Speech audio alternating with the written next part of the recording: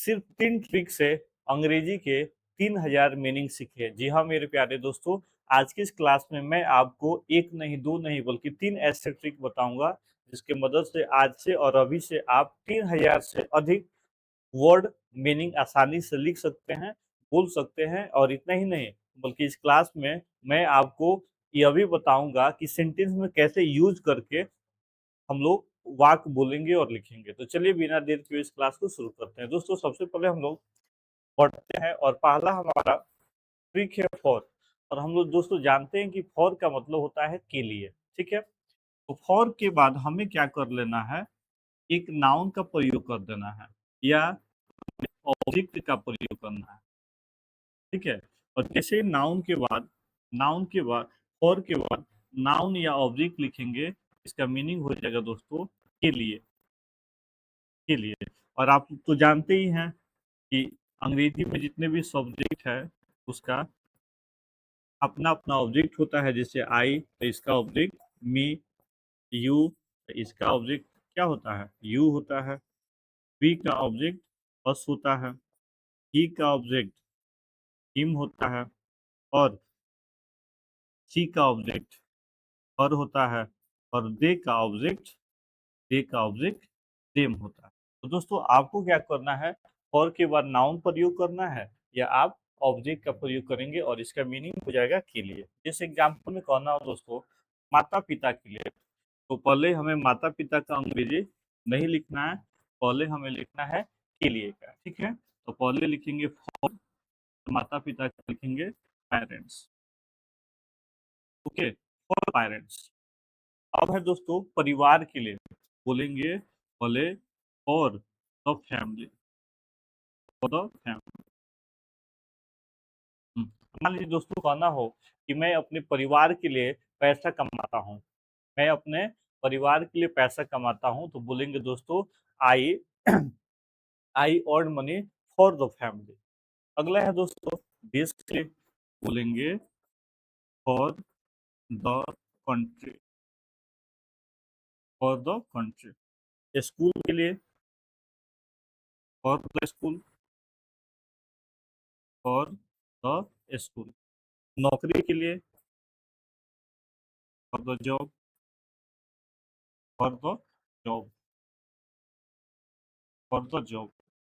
भगवान के लिए फॉर गॉड। ध्यान देंगे सभी दोस्तों कि गॉड का जी पहला लेटर जो होगा हमेशा बा लिखते हैं क्योंकि इसे प्रॉपर नाउन में रखा गया है, ओके। और इसके पहले दौर नहीं लगाएंगे। मेहमानों के लिए तो बोलेंगे for guest, for guest, for guest, इसमें एस लगा देंगे। गरीबों के लिए for the poor, for the poor. इसी प्रकार से दोस्तों मेरे लिए अब यहाँ पे ऑब्जेक्ट का प्रयोग करेंगे, पहले लिखेंगे फॉर मी, तुम्हारे लिए, फॉर यू, फॉर यू। क्या लिखेंगे दोस्तों, फॉर यू, ओके। आपके लिए तो वही कंडीशन होगा, फॉर यू ही बोलेंगे, बस हिंदी अलग अलग है लेकिन दोनों का स्पेलिंग यू ही लिखेंगे, ओके। उसके लिए फॉर हिम, और लड़की होगी तो लिखेंगे for her.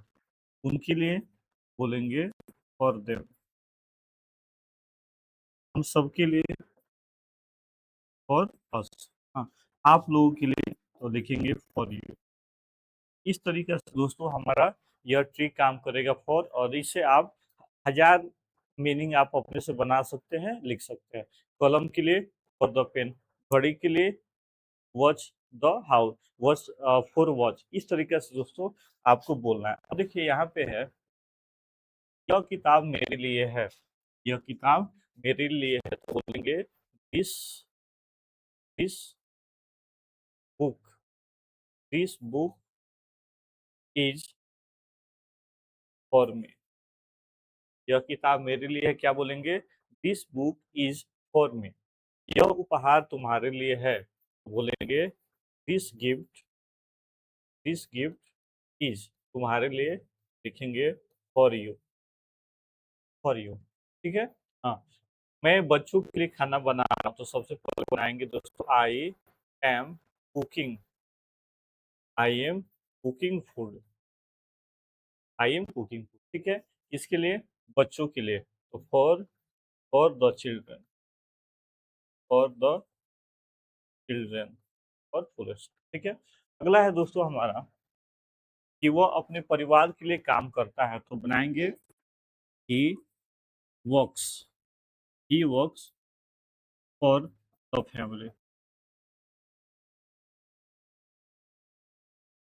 He works for the family. यह कुर्सी आपके लिए है, बोलेंगे this chair, this chair is for you, this chair is for you, यह कुर्सी आपके लिए है। उसी प्रकार दोस्तों मैं देश के लिए काम करता हूँ, तो बोलेंगे I work, I work for the country, for the country, I work for the country, ठीक है। यह इनाम, यह इनाम विजेता के लिए है, बोलेंगे this prize, this prize is for the winner, for the winner, okay. Our next sentence is यह पद तुम्हारे लिए है, what will say this letter, this letter is for you, this letter is for you, okay. यह कमरा मेहमानों के लिए है, तो दोस्तों आप कमेंट करके बताएंगे कि यह कमरा मेहमानों के लिए है, इसको इंग्लिश में हम लोग कैसे बोले, ओके। चलिए सेकेंड रूल की तरफ बढ़ते हैं दोस्तों, और यहाँ पे है विथ, और हम लोग भली भांति जानते हैं कि what is the meaning of with, और विथ का मतलब होता है के साथ। हमें क्या करना है कि विथ के बाद कोई नाउन लिख देना है, राधा के साथ, परिवार के साथ, अपने देश के साथ, कैमरा के साथ। मैं कैमरा के साथ कंफर्टेबल नहीं रहता हूँ, ऐसे हम लोग सेंटेंसेस को क्या करते हैं, बोलते हैं। या आप आप ऑब्जेक्ट का प्रयोग कर सकते हैं विथ के बाद, या तो आपको नाउन लिखना है, या आप ऑब्जेक्ट आई का प्रयोग नहीं करेंगे, मी का प्रयोग करेंगे, वी का प्रयोग ना करके अस का प्रयोग करेंगे, ही का प्रयोग ना करके हिम का प्रयोग करेंगे, सी का प्रयोग ना करके आप हर का प्रयोग करें, ओके। चलिए तो इसका मीनिंग दोस्तों हो जाएगा डैश डैश के साथ, डैश डैश के साथ, ओके। एज फॉर एग्जाम्पल लड़के के साथ तो बोलेंगे with the girl, with the girl, लड़की के साथ। माता पिता के साथ बोलेंगे with with parents, with parents, ठीक है। रानी के साथ विथ रानी, ठीक है। परिवार के साथ with the family, with the family, okay. शिक्षक के साथ with the teacher, with the teacher, okay. छात्र के साथ with the students, with the student, okay. किसान के साथ क्या बोलेंगे दोस्तों, विथ द फार्मर, ठीक है। अगर नाउन सिंगुलर है तो उसके पहले आप द भी लिख सकते हैं, ए भी लिख सकते हैं, लेकिन अगर अगर नाउन प्लूरल होगा तो आप कोशिश करेंगे कि द को हटा दें, ओके। मेरे साथ बोलेंगे विथ मी, विथ आई नहीं लिखेंगे। अगर आप मेरे साथ का इंग्लिश विथ आई या विथ माई लिखेंगे तो गलत हो जाएगा। तुम्हारे साथ, तुम्हारे साथ तो क्या बोलेंगे, बोलेंगे विथ यू, विथ यू, ठीक है। हमारे साथ बोलेंगे with us, with us. With के बाद दोस्तों हमें और आपको ऑब्जेक्ट का प्रयोग करना है, सब्जेक्ट का प्रयोग नहीं करेंगे, ओके। उसके साथ हाँ विथ हिम, विथ हिम। इसके साथ विथ इट, ओके। उन लोगों के साथ तो बोलेंगे with them, with them, okay. वाहन के साथ तो बोलेंगे with, with the vehicle, with the vehicle. Okay, clear है? विथ के बाद आपको नाउन जोड़ते जाना है, with pen, with Radha, with Mohan, with Shyam, with me, with us, with them, with it, with this. इस तरीके से आप हजारों वर्ड जो है आसानी से बना सकते हैं। जैसे पहला हमारा सेंटेंसेज है दोस्तों, पहला सेंटेंसेज है कि मैं अपने दोस्त के साथ रहता हूँ। सबसे पहले मैं क्या इंग्लिश हम लोग क्या लिखेंगे? आई। ठीक है, I am with my friend, my friend और फुल स्टॉप। मैं अपने दोस्त के साथ हूँ तो बोलेंगे I am with my friend. वो अपने पिता के साथ आया, सिंपल पास्ट टेंस ही केम, ही केम। वो आया किसके साथ? अपने पिता के साथ, बोलेंगे हिज फादर। ठीक है, ही केम विथ हिज फादर, अपने पिता के साथ आया। बच्चे शिक्षक के साथ हैं, the children, the children are, बहुत बच्चे हैं तो इसके साथ आर के बाद with the teacher, with the teacher. Okay, the children are with the teacher. मैं तुम्हारे साथ चलूंगा, आई विल गो। ठीक है, आई विल गो यह हो गया मैं चलूंगा, इसके साथ भाई तुम्हारे साथ, बोलेंगे with, I will go with you, मैं तुम्हारे साथ चलूंगा। ओके, वह अपनी बहन के साथ रहती है, तो पहले बनाए दोस्तों, वह रहती है। She lives with her sister, और sister, she lives with her sister. Okay, वह मेरे साथ पढ़ता है, ही लिव्स हो गया, ही लिव्स वो पढ़ता है किसके साथ? मेरे साथ, तो बोलेंगे with me, he lives with me, वो मेरे साथ रहता है। नेक्स्ट सेंटेंस इज मैं परिवार के साथ रहता हूँ, क्या बनाएंगे? I live with the family. अब चाहें तो आप माई भी लिख सकते हैं, I live with my family. वो अपने दोस्तों के साथ गया, नेक्स्ट है कि वो अपने भाई के साथ खेल रहा है, कैसे बनाएंगे? वो अपने भाई के साथ खेल रहा है, पहले बनाएंगे वो खेल रहा है अपने भाई के साथ, वो खेल रहा है present continuous, he is playing, he is playing with his brother, his brother, he is playing with his brother. Okay, वो अपने दोस्तों के साथ गया, बोलेंगे he went, he went his friends, he went his friends, वो अपने दोस्तों के साथ गया।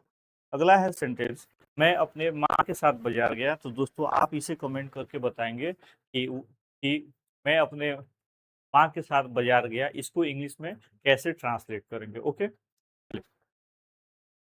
Now we are going to learn trick third. और दोस्तों यहाँ पे है इन, क्या है दोस्तों? इन। और हम लोग जानते हैं कि इन का मतलब होता है हमें। इन के बाद दोस्तों हमें एक नाउन लिख देना है, और इन नाउन का मतलब हो जाएगा डैश डैश में। जैसे कहना हो कमरे में, घर में, स्कूल में, कॉलेज में, ऑफिस में, कक्षा में, अस्पताल में, बाजार में, तो हमें क्या करना है? पहले मी का इंग्लिश लिखना है, पहले हमें मी का इंग्लिश लिखना है, उसके बाद नाउन लिखना है।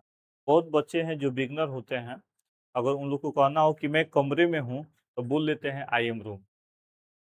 दोस्तों आई एम रूम बोलेंगे तो इसका मीनिंग हो जाएगा कि मैं रूम हूँ, जबकि कहना है कि मैं कमरे में हूँ। ठीक है, तो कमरे में हूँ तो बोलेंगे इन द रूम, घर में in the house, in the house, school में इन द स्कूल, कॉलेज में, in the college, in the college. हाँ, ऑफिस में, इन the office, in the office. देखिए अब वोवेल से पहले टीएच ही आ गया, तो इसे हम लोग द नहीं पढ़ेंगे बल्कि दी पढ़ेंगे। ओके। अच्छा में बोलेंगे in the class, in the class. हाँ, हॉस्पिटल में बोलेंगे in the hospital, in the hospital. Okay. बाजार में बोलेंगे in the market, in the market. तो this is the way to work दोस्तों। इस तरीका से हमें ज़्यादा से ज़्यादा आपको वर्ड बनाना है और आपको सेंटेंस में यूज करना है। अब next I will show you how to use this words in our sentences. Okay. Just example में मैं कमरे में हूँ, मैं कमरे में हूँ, तो दोस्तों बोलेंगे I am in the room, I am in the room. मैं कमरे में हूँ। कमरे में एक कुर्सी है, तो पहले हमें बनाना है, एक कुर्सी है तो बोलेंगे there is a chair, there is a chair. कहाँ भाई? कमरे में, तो बोलेंगे in the room, in the room. Okay. Purse में कुछ पैसे हैं, बोलेंगे there is some money, some money, कुछ पैसे हैं। कहाँ भाई? पर्स में, तो बोलेंगे in the purse, in the purse. Okay. Next sentence, मैं 2 घंटे से कमरे में था, तो बोलेंगे I had been in the room, I had been in the room. अब बहुत बच्चे सोच रहे होंगे कि सर यहाँ पे था है, तो था का अंग्रेजी आपने वाज क्यों नहीं लिखा? तो वाज इसलिए नहीं लिखा क्योंकि दोस्तों यहाँ पे समय है, और जब था स्थिति के साथ समय लग जाए, मैं 2 दिन से बिजी था, मैं बचपन से बीमार था, वे लोग सुबह से कमरे में थे, तो आप हमें वॉज जो है वॉज वर्ड हैड बीन में बदल जाता है। I had been in the room 2 घंटे से, बोलेंगे for 2 hours. This is the way to work. यही तरीका है दोस्तों कि हम लोग अधिक से अधिक वर्ड अपने खुद से बना सकते हैं और उसी वर्ड को अपने सेंटेंस में यूज करके you will improve your English. अब जैसे मान लीजिए आया भी, तो आप बोल सकते हैं मैं राधा के साथ नाचता हूँ, आई डांस विथ राधा। तुम मम्मी के साथ बाजार जाते हो, you go to market with mother.